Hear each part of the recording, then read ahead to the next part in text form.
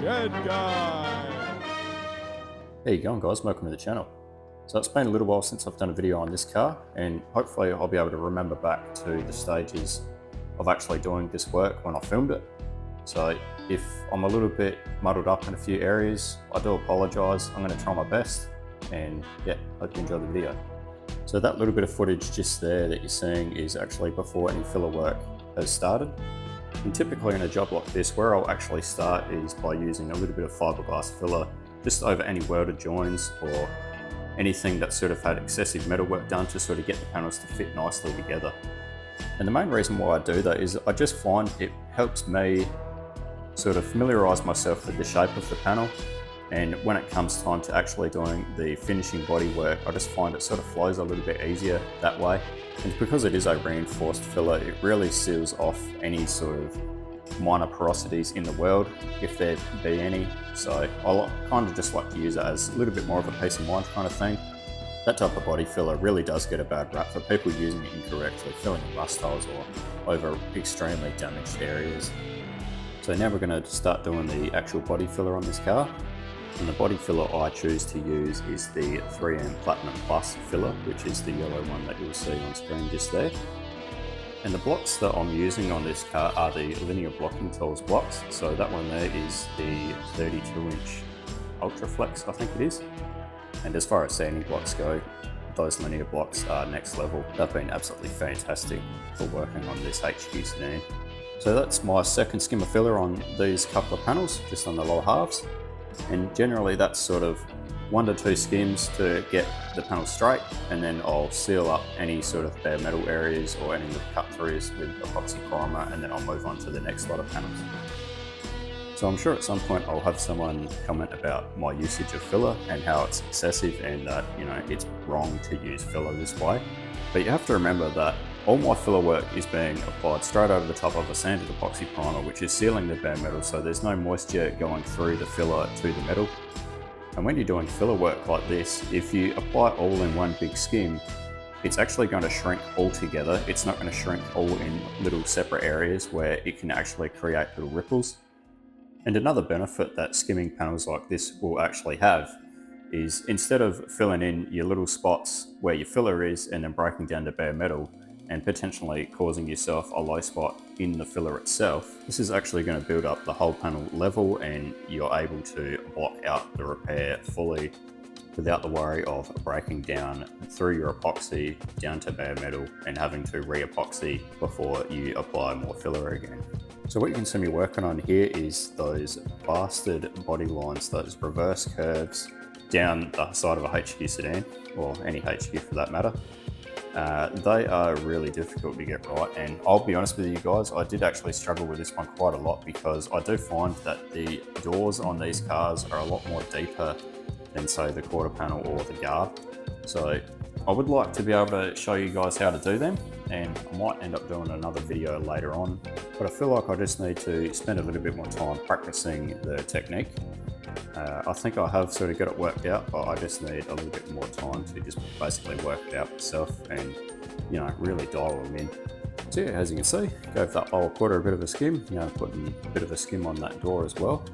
The lower quarter had the usual rust that I had to repair, a bit of rust around the wheel arch and the dog leg as well that I had to have for repair, and that back door actually had a lower skim made for it by obviously myself. So yeah, they did need a bit of work to get them up to scratch again. Not that the metal work was really that bad, but you know, the standard that I'm going for this car, it needs a skim over it just to sort of basically iron out any of the lumps and yeah, make it look pretty again. So as you can see, put on a bit of 3M guide coat, use that stuff pretty liberally. That usually finds the low spots pretty quickly. Generally, I don't use my hands for checking my repairs, but yes, it does work, but I find you're also running the risk of introducing anything that might be foreign into your filler work, especially if you're not wearing gloves. Obviously, I do wear the gloves, so that's not really much of an issue, but I find if you can teach yourself to rely on the guide coat, you will actually end up with a better job, because unlike your hands, the guide coat will show you exactly where the imperfection is. And I know there's probably some old school guys who are absolutely cringing at the thought of, you know, a young guy just using guide coat alone. But again, this is just the way that I've sort of taught myself how to use these products, and I find it works. So that last little bit of footage just there, that wouldn't have been finished, and I must have just not filmed that next little bit of filler work before I suited up in epoxy. Yeah, anyway, on with the job. So I'm now filling the driver's side half of the bonnet. As you can see, the passenger side of the bonnet's already been done. I would have had a little bit of spot priming sort of just over the driver's side of the bonnet, so I wouldn't have been able to apply my filler straight over the top of that without waiting for a couple of days. This Epitech epoxy, I find, if it's really cold, leave it a week. If you can get some heat into it and let the epoxy primer set up before you spray it, it will actually cure it a little bit quicker, and I've found it sort of 3 to 4 days, and you're pretty right to start scuffing into it and applying your filler straight over the top of it again. There we have it, a big skim over that side of the car, ready for panel to panel blocking. So these paper templates that I've got here, I actually made them before I started doing the filler work, and basically what I'll do with them is I'll just put in my filler, I'll sit them over the panel with a few magnets, I'll lightly guide coat over the top of them, and then I'll run my tape sort of on the edge of that guide coat, as you can see there. And basically what that does is it just gives me a little bit of a guide as to where that body line is meant to be. And because I've got these templates for this car, I can reverse that template for left side or right side of the car just by a bit of a flip around. And it just gives me a bit more of a guide and to basically even up either side so they both match, if that makes sense. So what's really difficult about these body lines is keeping the panel straight, keeping the depth of the reverse curve the same depth all the way through, or no major changes. Like I did say earlier, the door is a lot deeper than what the guard would be. So trying to find that sort of happy medium between the two, it can be a little bit tricky, and you also have to maintain the straightness of the panel as well, because obviously there's no point having a nice body line through there or that reverse curve and the panel being wobbly. So yeah, it is very tricky to get right. Obviously if you're doing this, what I'm doing here, where you tape one side, block it, and then reverse or put your tape on the other side of that current tape, you end up with a ridge in the middle, so you do have to knock down that ridge afterwards, which is another process in itself, which hopefully, if I can get these ones right, I'll be able to show you guys in another video. But I can't stress enough how difficult it is actually to get these right, and not only getting them right in your filler work, but also having them right in your metal work before your filler work, because if your metal work isn't right, your filler work isn't going to make it any better.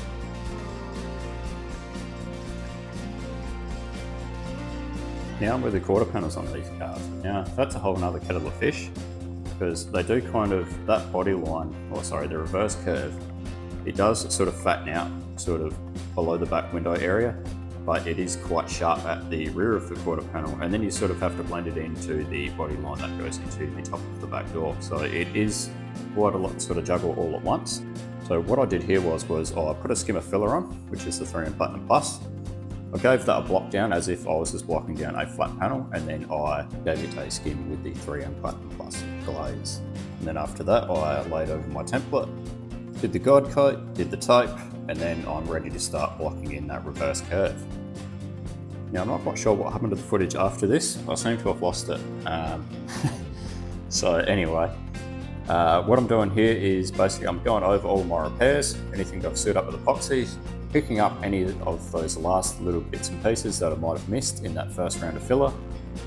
Kind of just trying to add in those finer details, because I do sort of, that first round of filler is more of just roughing it in, for lack of better words, and basically doing it this way, I just find it sort of simplifies the process a little bit. If you can get a little bit of sealer on there, you can sort of see what you're working with on areas that might be giving you a little bit of grief, because doing body work when something's all one color, it's got a bit of sheen on it, certainly makes it a lot easier for you. And then yeah, you can just take it from there really, and put on a little bit of finesse over those repaired areas. Now it's a little bit hard to see in the time-lapse footage, but I did have a little bit of guide coat line just there in the middle where that ridge might have been. And what I did with that was I taped under that, and then I got my 2-inch tape and I taped on one side of that tape and then on the other side of the center tape, I should say. And basically I'm just blocking in the middle of that, trying to bring that ridge down. And this would be at the point where the filming sort of got a little bit squirrely on me. Sort of went sort of to and from each sort of area because I was getting pretty close with some of the stuff, so it was basically just finishing off bits and pieces here and there. I think at this stage I would have still had obviously the boot lid to do, and the roof, and the lower half of the nose cone. Hey look, it is what it is. I tried to do my best to try and do as much filming as I possibly could on this one. It is a bit hard to try and stay in the mood when you're doing filler work and not just get in the mindset of, you know, let's just get it done. That's probably one of the hardest things when you're doing, you know, this YouTube thing, I suppose. And you know, you're doing all the filming yourself, you're doing the work yourself, and you also got the editing to do as well. So yeah, it definitely doesn't make for the easiest jobs. It's certainly labour intensive on all fronts. So some of you would have already seen this footage. This would have been obviously the roof, but I did a little bit of a block comparison between the Dura block, the Big Kid block, and then went over those repairs with the linear block. Obviously I've skipped out that stuff. This is just going straight into the linear block stage. So 32-inch flex block, 3M sticker paper. Obviously the filler again is the 3M Platinum Plus and the 3M Platinum Glaze. All the filler work is applied over fully cured and sanded PPG Epitech.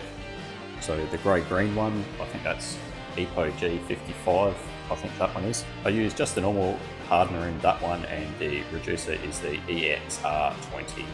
That there is the roof finished off in the filler work, the little bits of bare metal sealed up.